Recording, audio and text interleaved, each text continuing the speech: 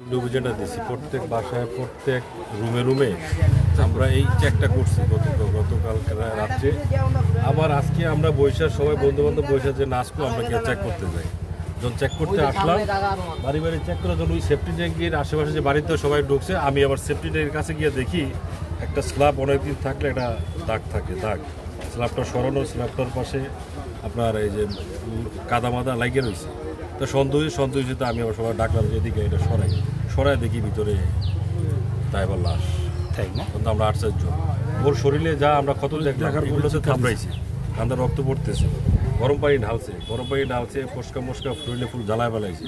ওনা দিয়া প্যাঁচ দেওয়ার কারণে আপনার জিব্বাটা বাইরে যে চোখগুলো বাইরে হয়ে গেছে, অনেক নির্যাতন করে ওকে মারা হয়েছে। কে যেই করছে আমি চাই যে এটা সুস্থ তদন্ত করে তাকে এমন দৃষ্টান্তমূলক একটা শাস্তি দেওয়া হোক যাতে এই ঘটনা পরবর্তীতে আর কেউ না ঘটাক। এটা হচ্ছে এই এলাকাবাসীর পক্ষ থেকে আমার দাবি, যাতে এরকম ঘটনা আর এই এলাকায় না ঘটে। আপনার নাম? আমার নাম হচ্ছে বাবুল সরকার, সখীপুর, আমি ব্যবসায়ী। মেয়ে তাই এবারকে পাওয়া যায়নি। আমরা যথেষ্ট খোঁজাখুঁজি করেছি, চতুর্দিকে মাইকিংও করেছি, কোথাও পাইনি। গত রাত্রে আমরা আমাদের সখীপুর ইউনিয়নের ৯ নং ওয়ার্ডে একটা চিরুনি অভিযান দিয়েছিলাম যে একটা ছোট বাচ্চা পাওয়া গেছে।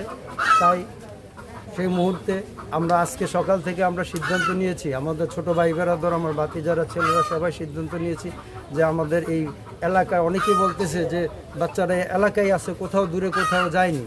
সেই ক্ষেত্রে আমরা ওই ব্রিজের গোড়া থেকে বালিকান্দি শেষ পাতা পর্যন্ত আমরা একটা চিরুনি অভিযান দেওয়ার জন্য সিদ্ধান্ত নিয়েছিলাম, যাতে বাচ্চাটা যদি এলাকায় থাকে তাহলে তো আমরা পাবো। সেই সুবাদে আজকে সকাল থেকে চিরুনি অভিযান দেওয়ার পরে আজকে এই পাশের বাড়ির সেফটি ট্যাঙ্কিতে হলো ওর লাশ পাওয়া যায়। আমরা সুষ্ঠু তদন্ত সাপেক্ষে যে অপরাধী নিরপরাধ কেউ যেন সাজা না পায়, সঠিক প্রশাসনের কাছে আমি আকুল আবেদন করব, সুষ্ঠু তদন্ত এই নিরপেক্ষ তদন্ত সাপেক্ষে এই অপরাধী দৃষ্টান্তমূলক শাস্তি আমি দাবি করছি। মেয়েটার নাম তাইবা, তাই না?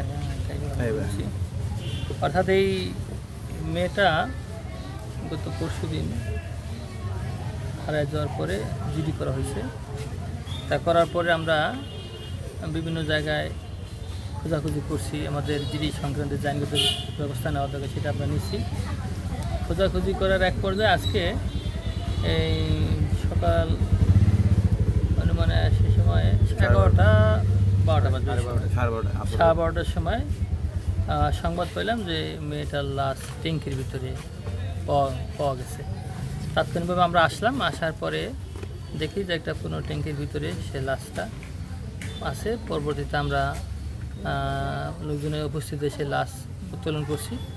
উত্তোলন করার পরে তার গলায় একটা ব্লাউজ দিয়ে পেঁচানো পাওয়া গেছে। সম্ভবত মনে হয় যে এই ব্লাউজ দিয়েই তাকে ফাঁস দেওয়া হয়তো মারা হয়েছে সন্দেহ হইতেছে।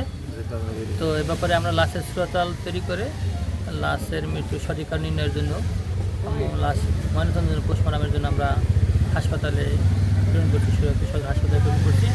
আর এই ব্যাপারে আমাদের তদন্ত চলতেছে, আমরা শীঘ্রই আশা করি এটা ভালো একটা রেজাল্ট আমরা দিতে পারবো।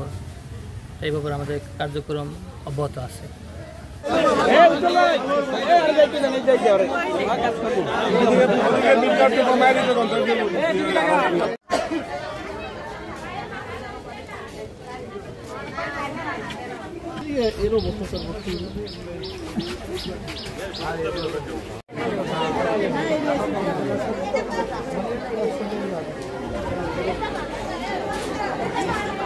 ফুটেজ নিয়ে হ্যাঁ, সানু ভাই যান।